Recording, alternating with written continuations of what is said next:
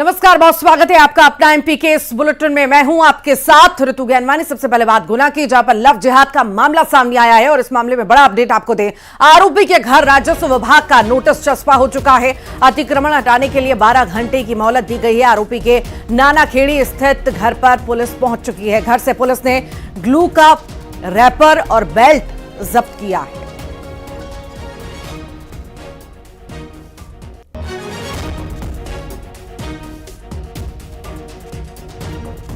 तो लव जिहाद मामले में ये बड़ा अपडेट आपको दे रहे हैं। अब यहां पर अतिक्रमण की कार्रवाई होगी। अतिक्रमण हटाने के लिए 12 घंटे की मोहलत दी गई है। नोटिस चस्पा कर दिया गया है।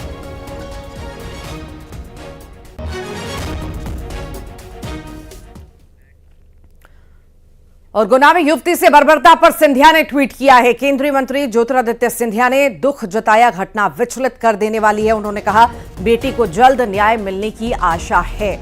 अपराधी को मिलनी चाहिए सख्त सजा, ये भी उनके द्वारा कहा गया है।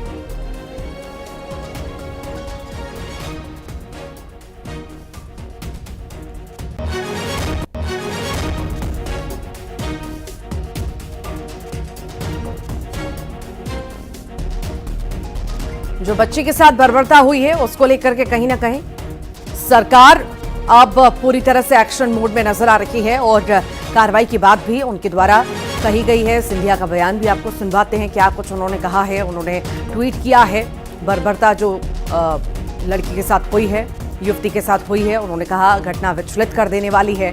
बेटी को जल्द न्याय मिलने की आशा है। अपराधी को सख्त सजा मिलनी चाहिए, ये भी सिंधिया के द्वारा कहा गया।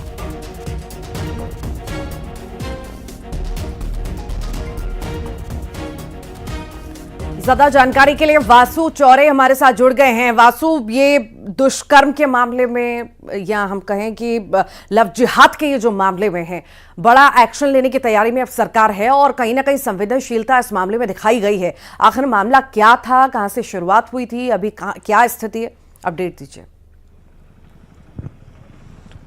बिल्कुल, देखिए, गुना के कैंट थाना क्षेत्र में ये पूरा लव जिहाद का मामला सामने आया था और इतनी घिनौनी हरकत एक युवती के साथ की गई, दरिंदगी उसके साथ की गई और इंसानियत को शर्मसार कर देने वाला ये पूरा जो वाकया है वो कहीं ना कहीं सामने आया है। हालांकि इस पूरे मामले के सामने आने के बाद कानूनी कार्रवाई जो है वो तेजी से शुरू कर दी गई है और आज अतिक्रमण का नोटिस भी जो है वो आरोपी के मकान पर चस्पा कर दिया गया है। जल्द ही जो अतिक्रमण है उसे हटाने की कार्रवाई भी आने वाले दिनों में आने वाले समय में वहां पर सुनिश्चित की जाएगी। खुद ज्योतिरादित्य सिंधिया जो इस क्षेत्र का कहीं ना कहीं प्रतिनिधित्व भी करते हैं, उन्होंने भी इस पूरे मामले पर संज्ञान लिया है और जो आला अफसरों की टीम है वो लगातार इस पूरे मामले की मॉनिटरिंग कर रही है। क्योंकि जिस तरीके से बेरहमी के साथ युवती से मार पिटाई की गई, जिस तरीके से उसे पीटा गया और फेविक्विक से तक उसके होठ चिपकाने की बात जो है इस पूरे मामले में निकलकर सामने आई है। तो लव जिहाद को लेकर पहले भी कई सख्त एक्शन जो है वो मध्य प्रदेश में और देश में देखने को मिले हैं और ये जो पूरा मामला सामने आया है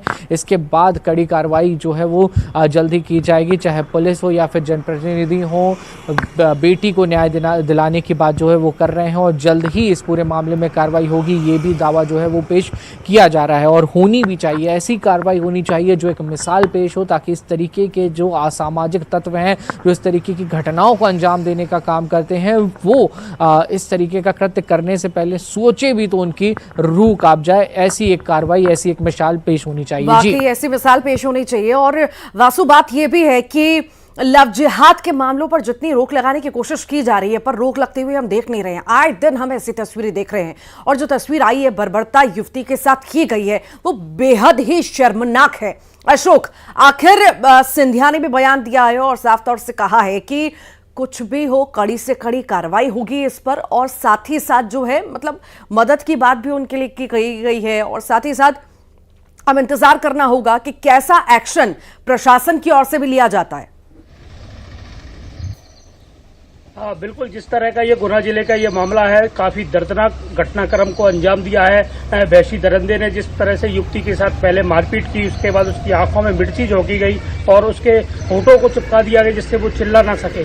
क्योंकि क्षेत्रीय प्रत्याशी है भाजपा के ज्योतिरादित्य सिंधिया, केंद्रीय मंत्री भी हैं, उन्होंने जिस तरह से इस मामले को गंभीरता से लेते हुए प्रशासन से कार्रवाई करने की बात कही थी, तो उसके बाद प्रशासन ने कड़ा एक्शन लिया है और उसके घर पर नोटिस चस्पा किया गया आरोपी के घर पर और 24 घंटे का उसमें उसमें समय दिया गया है। निश्चित रूप से यह माना जा रहा है कि 24 घंटे के बाद उस आरोपी के मकान को जमींदोज किया जाएगा और उस एक कड़ी कार्रवाई करने के ओर इशारा किया गया है। ठीक, फिलहाल बहुत शुक्रिया आप दोनों का ही जानकारी को साझा करने के लिए, बहुत शुक्रिया। खंडवा का जिक्र करेंगे। सीएम डॉक्टर मोहन यादव ने पहले चरण के मतदान को लेकर कहा कि भाजपा के पक्ष में रुझान देखने को मिला है और पीएम मोदी को मतदाताओं का प्यार और आशीर्वाद मिल रहा है।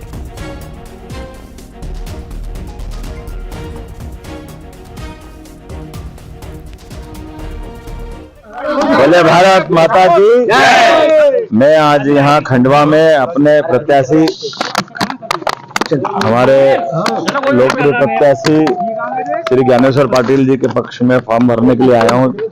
खंडवा जैसा हमारा अपना पुराना रिकॉर्ड है, यहाँ हमारे लिए परंपरागत रूप से भाजपा का अच्छा वोट बैंक है। मेरे साथ हमारे यहाँ सेक्टर के प्रभारी और उप मुख्यमंत्री श्रीमान जगदीश देवड़ा जी, इस अवसर पर हमारे ज्ञानेश्वर पाटिल जी के अलावा जिला अध्यक्ष हमारे अपने सेवादास जी और हम सब मिलकर के फॉर्म जमा किया है। मैं उम्मीद कर रहा हूं कि जनता का जैसा आशीर्वाद माननीय मोदी जी को देश भर में मिल रहा है, पूरे प्रदेश मोदीमय हो चुका है। कल पहले चरण का कल का रुझान भी जो दिखा है, मतदाताओं के चेहरे की खुशी, भाजपा की टेबलों पर भीड़, ये बताती है कि भाजपा में पूरा प्रदेश हुआ है। मेरी अपनी ओर से माननीय ज्ञानेश्वर पाटिल जी को बधाई। राहुल गांधी पर पीएम मोदी ने बड़ा हमला बोला है। जैसे अमेठी छोड़ा वैसे वायनाड छोड़ेंगे, ये पीएम ने कहा। कांग्रेस के शहजादे को संकट दिख रहा है, चुनाव के बाद वो सुरक्षित सीट देखेंगे, चुनाव नहीं लड़ना चाहते हैं कांग्रेस नेता। ये भी बड़ा बयान पीएम के द्वारा दिया गया है। तो राहुल गांधी पर बरसे हैं पीएम मोदी, बड़ा हमला बोला गया है, बड़ा बयान पीएम के द्वारा दिया गया है राहुल को लेकर के, कांग्रेस को लेकर के।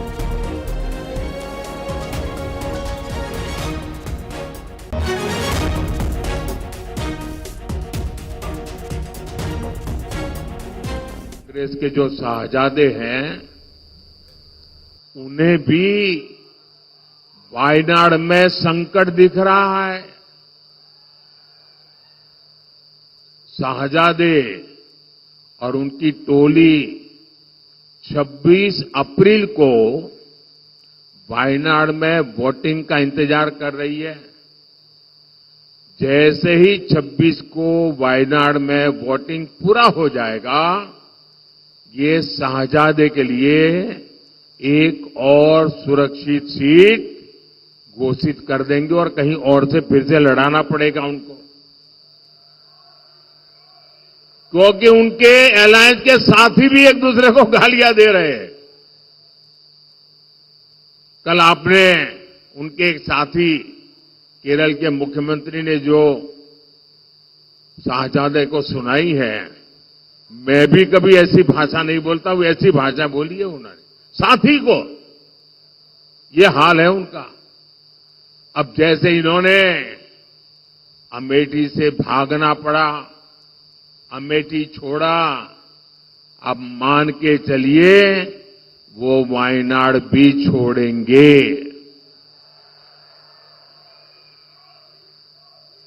आप कांग्रेस का ये परिवार, आपको आश्चर्य होगा, आजादी के पहली बार स्थिति ऐसी बन रही है कि कांग्रेस का परिवार इस चुनाव में कांग्रेस को वोट नहीं देगा।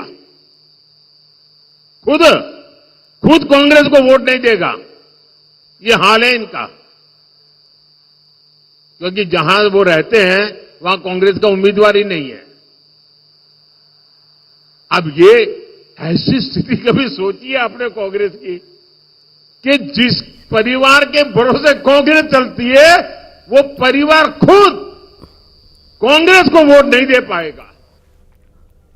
एमपी कांग्रेस के कई बड़े नेता बीजेपी में शामिल हो रहे हैं। सीएम डॉक्टर मोहन यादव ने सदस्यता दिलाई। बता दें, कमलनाथ के करीबी संदेश गर्ग ने बीजेपी का हाथ थाम दिया है। दतिया के 100 कांग्रेस कार्यकर्ता बीजेपी में शामिल हुए हैं। कांग्रेस सोशल मीडिया के प्रदेश अध्यक्ष भी बीजेपी में शामिल हुए हैं। लगातार जो संख्या है कांग्रेस से घट रही है, बीजेपी में बढ़ रही है। लगातार कांग्रेस नेता बड़ी संख्या में कांग्रेस का साथ छोड़ रहे हैं, हाथ का साथ छोड़ रहे हैं। और बीजेपी का दामन थाम लेंगे। आज पूर्व विधायक श्रीमान हरिवल्लभ शुक्ला जी का अभिनंदन करता हूं, अपने परिवार में स्वागत करने के साथ भविष्य में वो हमारे से जुड़ करके अपनी इस प्रदेश की सेवा करने के लिए, देश की सेवा करने के लिए जो वो सुझाव देंगे, काम करेंगे। और आपको समय समय पर अपने जिले में, विधानसभा में, लोकसभा में, अभी तो लोकसभा का मौका चल रहा है, हम सब मिलकर के अपनी अपनी बड़ी भूमिका निभाएं और एक नया इतिहास बन रहा है। छिंदवाड़ा सहित आपने देखा होगा कि हमने सबने देखा है, पहली बार बड़े महाराज अपने घर से निकलते नहीं थे, वो अपने मतदाताओं के बीच हाथ जोड़ करके वोट मांगने निकले। दुनिया के लिए छिंदवाड़ा मॉडल बताते थे और मॉडल उनका कितना खोखला है सबने देखा है।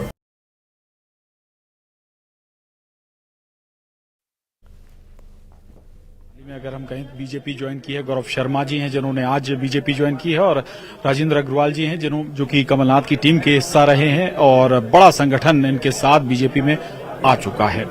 क्या वजह रही बीजेपी ज्वाइन की? सर, वजह कुछ होती नहीं है। वजह तो ये होती है कि कार्यकर्ता जब काम करता है तो निस्वार्थ भाव से काम करता है, और उनको अगर अपना स्थान ना मिले या उनको सम्मान ना मिले तो वो फिर अपनी जगह छोड़ देता है। और कांग्रेस में दिशाहीन पार्टी हो चुकी है, वहां पे किसी प्रकार से संगठन में कोई जवाबदारी किसी को है नहीं, बेल लगाम घोड़े दौड़ रहे हैं और एसी में बैठ के प्लान बनाने की उनकी आदत है, तो वो नीचे वाले कार्यकर्ताओं का ध्यान देना उनके बस में नहीं रहा। गौरव शर्मा जी हैं। गौरव शर्मा जी, आप तो सोशल मीडिया टीम से जुड़े हुए थे, कांग्रेस की बड़ी जिम्मेदारी निभा रहे थे, ऐसा क्या हुआ अचानक की छोड़ दी कांग्रेस? देखिए, अचानक कभी कुछ नहीं होता। कहते हैं ना, रघुकुल रीत सदा चली जाएगी, प्राण जाए पर वचन न जाए। प्रभु श्री राम जी के साथ जो ये धोखा कांग्रेस पार्टी ने किया है, सनातन धर्म के साथ जो धोखा कांग्रेस पार्टी ने किया है, ये असहनीय है। और मैं ही नहीं, इस पूरे संसार में यदि किसी में सच्ची मानवता है, कोई सच्चा हिंदू है, कोई सच्चा सनातनी है, तो वो ऐसे कांग्रेस पार्टी के निर्णय के साथ दोबारा कांग्रेस पार्टी के साथ नहीं रह सकता। हमारा संगठन था वो बहुत विस्तार लेवल पर था। हमें बातचीत सभी लोगों से करने के बाद ये अंततः निर्णय लिया कि जो देश के साथ, जो सनातन धर्म के साथ और जो इस देश के एक एक गरीब हर व्यक्ति के साथ लेकर चलना चाहता है, इस देश के विजन को बनाना चाहता है, ऐसे दल के साथ हम जुड़ना चाहते थे। और आज भारतीय जनता पार्टी की सदस्यता ग्रहण की है। सच्चे दिल से ये प्रार्थना करते हैं कि माननीय नरेंद्र मोदी जी ने जो संकल्प लिया है 400 पार का, वो पूरा भी होगा। मेरा तो ऐसा मानना है कम से कम 421 से। आप लोगों के लिए कोई कमिट नहीं, मैं आपसे फिर कह रहा हूं, निस्वार्थ भाव से भारतीय जनता पार्टी ज्वाइन की है, स्वयं के भविष्य के लिए नहीं, इस देश के भविष्य के लिए, सनातन धर्म के भविष्य के लिए, और सच्चे हृदय से जुड़े हैं, स्वयं को समर्पित किया है, प्रभु श्री राम के चरणों में समर्पण करके इस भारतीय जनता पार्टी की सदस्यता ली है। आज जो नेता जिन्होंने बीजेपी ज्वाइन की है, ये संगठन से जुड़े हुए हैं, सोशल मीडिया से जुड़े हुए नेता थे, और इसका बड़ा लाभ बीजेपी को मिल सकता है। खिलान सिंह के साथ प्रशांत कटारे, न्यूज 18 भोपाल। आज बीजेपी में जो बड़े चेहरे आए हैं, उसमें सबसे बड़ा चेहरा अगर हम बात करें हरिवल्लभ शुक्ला जी का है। करीब 4.5 दशक की कांग्रेस में सियासत के बाद बीजेपी में आने की इनकी वजह क्या रही, समझेंगे। हरिवल्लभ शुक्ला जी, इतना बड़ा करियर कांग्रेस में, फिर अचानक से ऐसा बदलाव? अचानक से बदलाव नहीं हुआ। मैं पिछले 7-8 साल से घुटन महसूस कर रहा था। मैं ये देख रहा था कि मनमोहन सिंह जी के 10 साल का जो कार्यकाल था वो पॉलिटिकल विहीन था, मतलब एक वैक्यूम था, पॉलिटिकल वैक्यूम। उस वैक्यूम को मोदी जी ने भरा।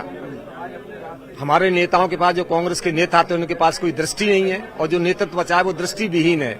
ना कोई पॉलिटिकल विजन है, ना इकोनॉमिक विजन है, ना सोशल विजन है, ना स्पिरिचुअल विजन है। और यहाँ तो बीजेपी ने मोदी जी के नेतृत्व में आम जनता की नस को समझ करके काम किया है। तो केवल बीजेपी का काम देखकर, या फिर पार्टी के अंदर, कांग्रेस के अंदर कुछ नाराजगी भी थी? नाराजगी नहीं थी, निराशा थी। और जब हम देश की प्रगति चाहते हैं, देश में राष्ट्रवाद की बढ़ोतरी चाहते हैं, हम देश में चाहते हैं कि सनातन की स्थिति ठीक हो, तो हमें बीजेपी एक मंच दिखा जहां हम अपनी आशाओं की पूर्ति कर सकते हैं। तो हमारे मन की आत्मा की बात बीजेपी ने सुनी, हम इसलिए बीजेपी में आए। नहीं, लेकिन कांग्रेस से निराशा या कुछ विशेष नेताओं से लगता था कि जिनके काम से सहमत नहीं थे आप, अंदाज से सहमत? वो तो राष्ट्रीय नेतृत्व से लेकर प्रदेश नेतृत्व सब एक ही बीमारी के शिकार हैं। कार्यकर्ता की बात सुनने ही नहीं चाहते। वो अपने में इतने मशगूल हैं, वो समझते हैं आंख बंद करके कि हम जो कर रहे हैं वो ठीक कर रहे हैं। जनता की बात तो उनके दिमाग में आती नहीं है। जी, अभी हम सुन रहे थे, राहुल गांधी का जिक्र आप कर रहे थे। हमने समय मांगा था राहुल गांधी से कि जनता से कुछ जुड़े मुद्दों पर उनसे बात की जाए। तो मैं और एक मेरे साथी थे पूर्व सांसद, 1 साल तक समय मांगते रहे, समय नहीं मिला। तो क्या केवल ये वजह है कि आपको केवल ये वजह नहीं है, वो तो एक फैक्टर हो सकता है, एक कारण हो सकता है, लेकिन असली कारण केवल ये है कि मोदी की नीतियों से प्रभावित होकर के और हमारे जो ग्वालियर चंबल संभाग के विकास पुरुष हैं ज्योतिरादित्य सिंधिया जी, जो उनका विकास का एजेंडा है, और मैं ऐसा मानता हूं कि हमारे ग्वालियर अंचल शिवपुरी गुना संसदीय क्षेत्र बिना उनके विकास नहीं कर सकता। बीजेपी में आने के बाद आगे की भूमिका क्या? बीजेपी की नीतियों से जुड़ करके हम जनता के लिए काम करेंगे। कमिट हुआ है बीजेपी से? नहीं, मैंने कोई मांगा भी नहीं है, निशर्त, बिना शर्त जी। तो केवल सिंधिया जी को देखकर आ गए? सिंधिया जी और मोदी जी को जी। तो कोई भूमिका कहीं कोई बात हुई होगी छोटी? पार्टी अगर कोई भूमिका देगी तो काम करेंगे, मांगेंगे कुछ नहीं है। तो यह हरिवल्लभ शुक्ला जी वरिष्ठ नेता हैं कांग्रेस के, और आपको ये भी बता दें कि हरिवल्लभ शुक्ला जी के ग्वालियर चंबल में बड़ा कहीं की इनकी भूमिका भी रही है, और अब वहां चुनाव भी नहीं हुआ है। अब ऐसे में अगर हरिवल्लभ शुक्ला बीजेपी में आए हैं तो ग्वालियर चंबल में बीजेपी के लिए बड़ा गेन कहा जाएगा और कांग्रेस के लिए बड़ा सेटबैक। कैमरामैन खिलान सिंह के साथ प्रशांत कटारे, न्यूज 18 भोपाल। चुनावी प्रचार में जुटे महान आर्यमन शिवपुरी में युवाओं से संवाद करते नजर आए। पिता के लिए मांगा युवाओं से समर्थन, बता दे जिम में भी पसीना बहाया। सिंधिया के बेटे हैं महान आर्यमन और इसी बीच चुनाव प्रचार में वो जुटे हुए हैं।